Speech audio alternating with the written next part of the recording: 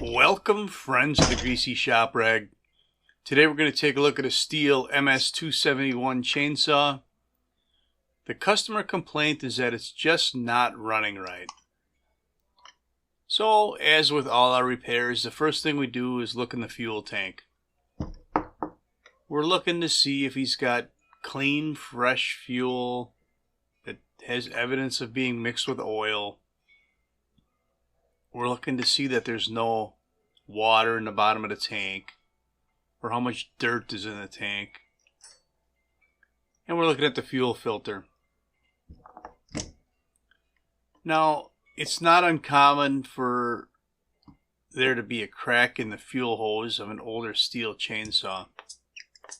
So we're going to put the pump on the fuel line and put about 10 pounds of pressure on there.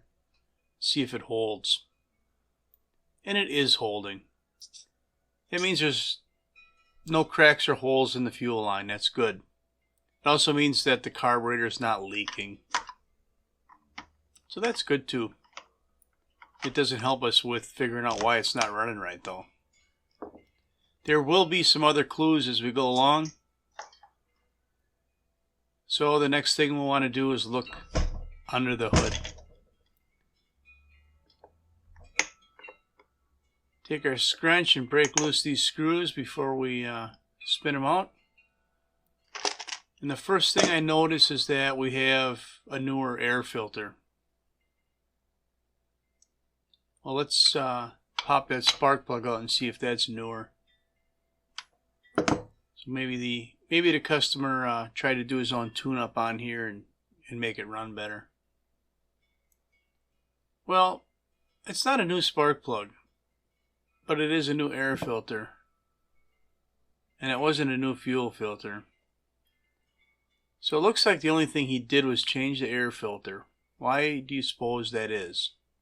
Well, it was probably trashed, right? If we look inside the cylinder though, it's not pretty. Now you got to be careful when you use these cameras because they make things look way worse than they really are. I don't know if it's light and shadow kind of effect. Ooh, that's a clue right there too. Why did that cord not want to pull out? So now I'm already thinking I see heavy wear in the cylinder.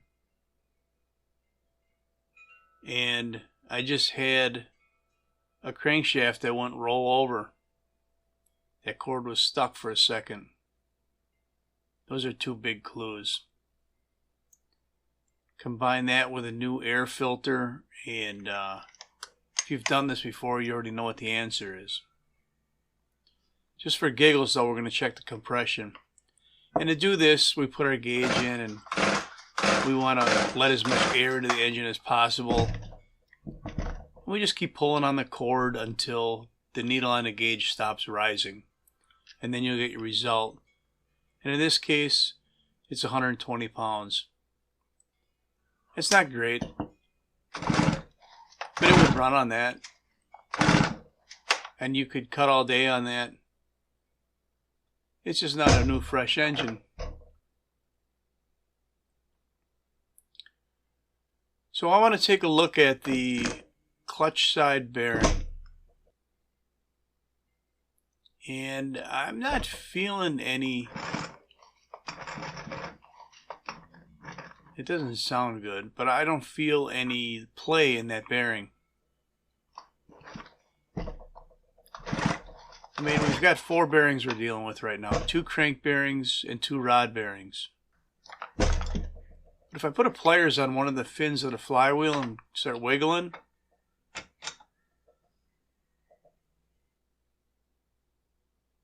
yeah, there's movement.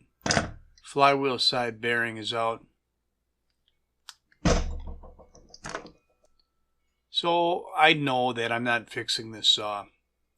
I'm going to put it back together for the guy so he's just got one complete saw he can grab and go instead of a box of parts. So I want to take a closer look at this flywheel side bearing. You know, the customer's going to ask what happened to his saw, and I want to have as best an answer as I can for them. Problem is, it's not, I can't feel that play in the flywheel anymore.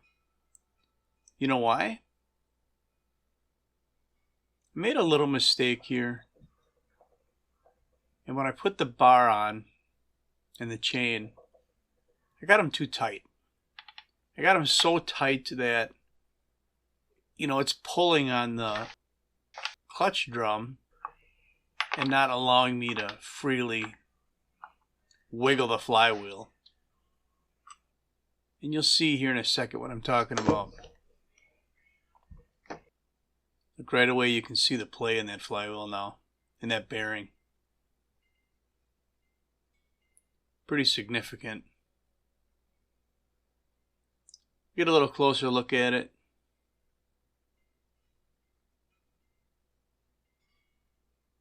Yeah, it's pretty bad.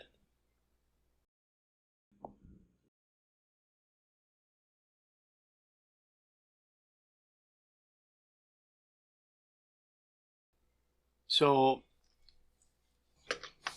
you know, if you just had a single bad bearing, you could tear it down and put new bearings in it, new seals in it. You could have a chainsaw again for less than replacement cost. Problem is, the reason that bearing went out is most likely dirt ingestion. And if one bearing completely went because of the dirt, you know, the rest of the bearings are all exposed to that same dirt. What kind of shape do you think they're in? So now we're talking about 2 crank bearings.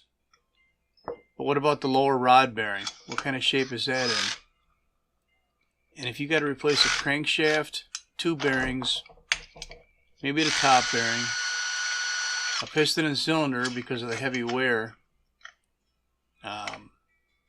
it ain't gonna be worth it.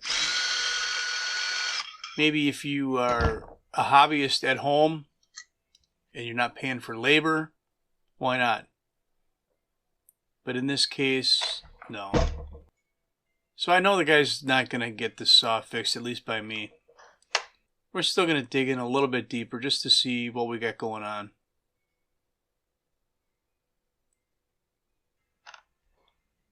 Bringing the piston up to the top so that we can look at the exhaust side skirt. Kind of a blurry picture, but you can see what kind of appears like scoring, but it's actually zero metal transfer, just very heavy wear.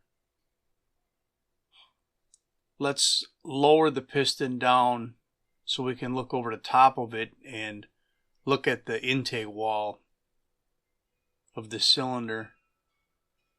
And again, which kind of looks like scoring, but you get a better look there that it's just very heavy wear. Look at all that carbon at the exhaust port too, or dirt or whatever that is.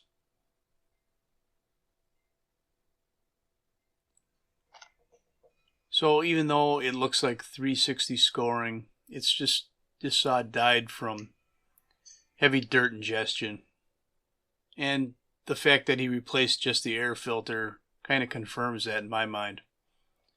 So that's all I got for you on the Stihl MS271 that died of dirt ingestion. Thanks for watching. Later.